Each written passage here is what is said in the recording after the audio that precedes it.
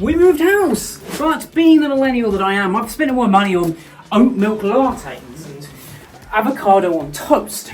And that means the house is kind of empty. But being the tech reviewer that I am, I still want nice things. And that got me thinking, how can I have nice things and not spend any money? And that's when it hit me. Why don't I just ask for it? And that is exactly what I did. I reached out to 50 different tech companies, ranging from the biggest and the best to the slightly smaller and more boutique. Simply asking the question, can I have some free stuff? Now, I'll be honest, for the first couple of weeks, I really didn't hear much outside of the automated emails that just said, we've got your request, or a company simply saying no. I was about to throw in the towel and give up on this video altogether. That was until a few emails reached my inbox. Many months later. Okay, so it's been about a month and we are surrounded by different products from different companies, from the pretty cool to the rather strange. There's this guy here, we'll talk a little bit about him later. But let's get started with the least techie items here, and that is this guy. Oh god. This, I'll be honest, it did come in a box. But I couldn't bring myself to not use it. This is the Rat Race. It's an Espresso Virtuo pod holder. It holds about 60 pods and a load of room in the middle. I just love it because I drink a lot of Nespresso. And as you can see, this just makes it look very, very pretty.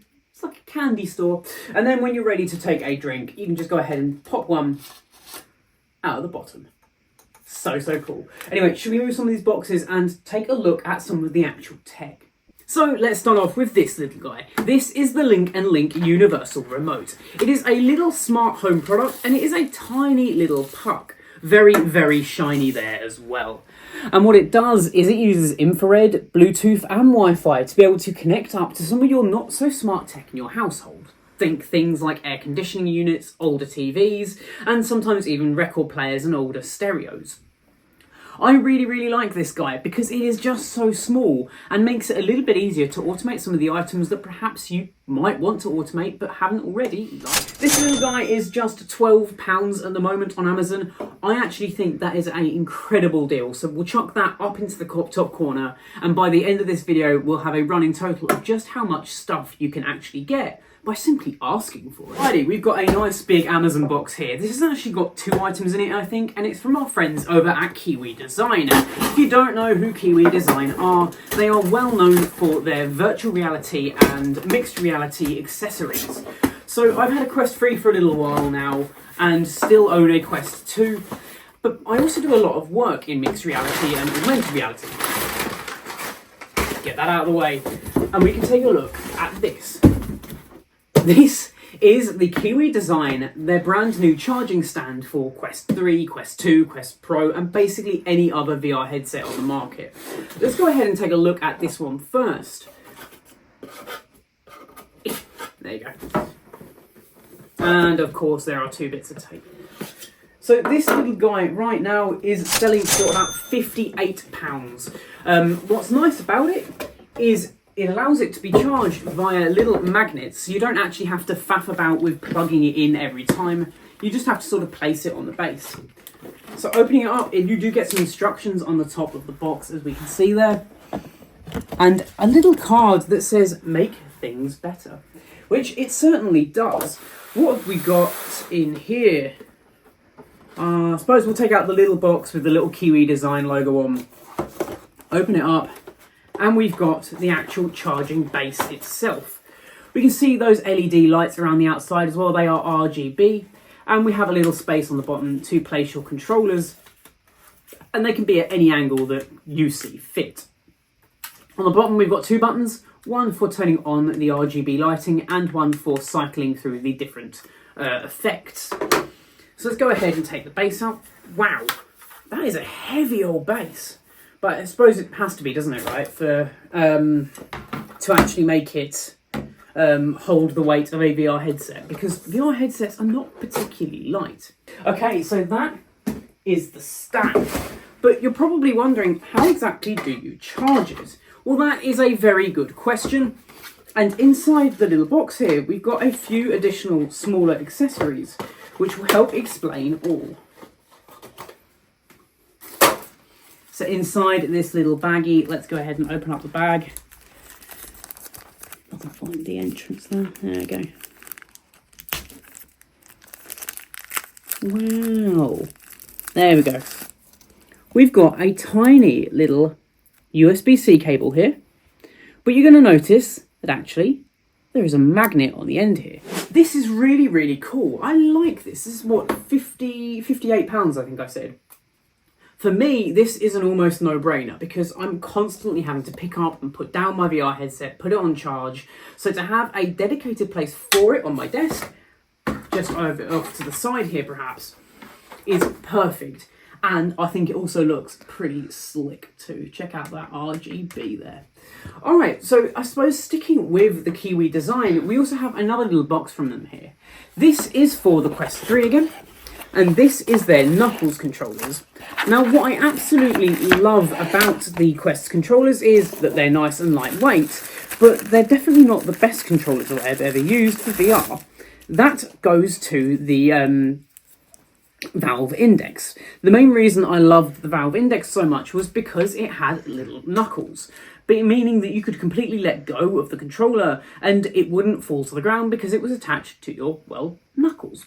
This is basically the same idea. We've got a little strap so we can attach the controller inside of it, and then whenever we're playing and we let go, it's not going to go anywhere. I've had these for the Quest 1, I've had them for the Quest 2, I've always bought the Kiwi design ones, so it was really nice of them to send out these ones as well, so that I can continue this with the Quest 3. So thank you to Kiwi design. The little knuckles are actually pretty affordable from what I remember. These guys were £25, and I think they're an almost must-have in terms of VR accessories, whether you've got a Quest 1, 2 or 3. So let's move away from tech and talk about this weird thing. Now, as a joke, I thought it would be funny to reach out to Louis Vuitton and ask them for free stuff. We knew it was never going to happen, right? However, a couple of days after sending that email, these two things arrived at my door.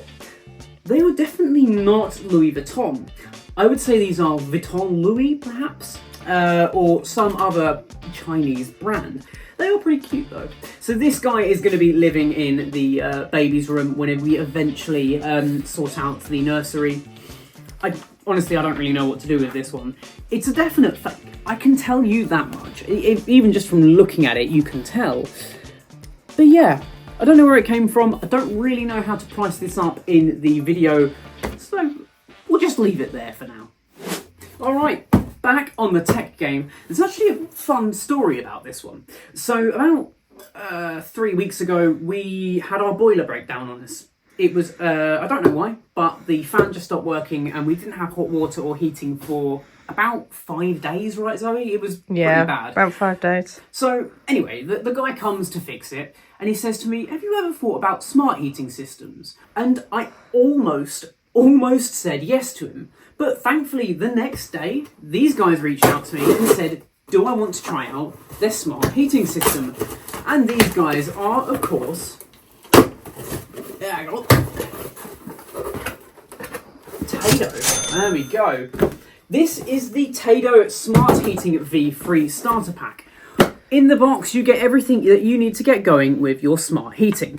This is also for separate water tanks because we have a separate hot water tank. And it has everything that we need to get going. Let's go ahead and open up the box. This is going to take quite a lot of installation, so it's probably not something that I'm going to do immediately. The first thing we see is the thermostat itself. This literally just replaces your current thermostat in your property somewhere. Of course, it does work with Apple HomeKit, it works with Amazon Alexa, it works with all of your smart homes. Obviously got all the screws in there as well. Under here, you've got your installation guide, which I suspect I am going to have to read because I'm no electrician, I'm no plumber, I don't really know what I'm doing. We also have the little Wi-Fi booster and extender. This is basically going to be placed somewhere near your main receiver unit, which I'll show you in a minute. But it has to be close enough to this guy so that you can also connect them all together. Obviously, we have Ethernet cables and we have USB cables, as well as power adapters and everything else. All the way under here, we have the main control unit. This is the one I'm most intimidated to install. Tado said that it is nice and easy to do. I believe them, but I suppose we'll have to wait and see. There will be a full review on this and all of the other tech that I've received here, so get subscribed if you haven't already. It does mean the world to me, and you'll get to see even more content from all of these different products. We have a wire here, which is, I presume, just extenders, so if you wanted to extend further then you could, as well as some little, they're cable cut-offs, aren't they, so that you can cut off any cables that you don't need anymore. So, thank you, Tado. The Tado starter kit starts from around £200 for this one, so we'll put £200 and we'll stick it up there in the top corner on that running total. So thank you, Tado. I'm super duper excited to get started with this one, because as I say, smart heating is something that we had in the old flat and I think I took for granted a little bit. Yeah, full review coming soon on that one. Hey, so we are on to the last two items. We've got one very long box here and a slightly shorter box as well. They come from the same company, however, and they were also the first company to reply to my emails, and I was genuinely a little bit shocked when they did.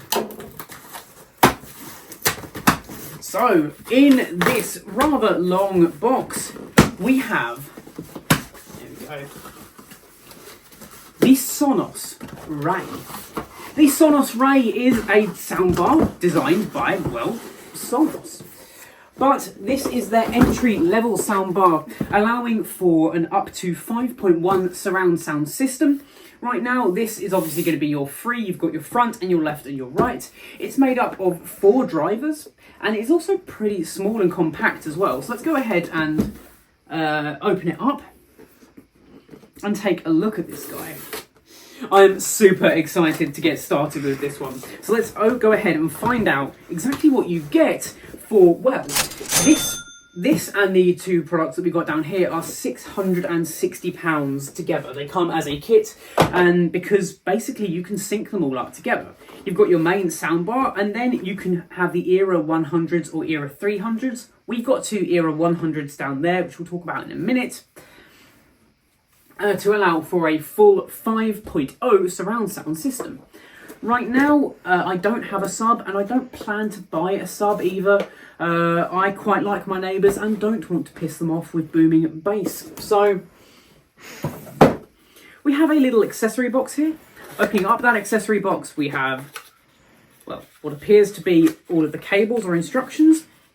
That is all of the cables there, and Ray instructions and important information. The optical cable.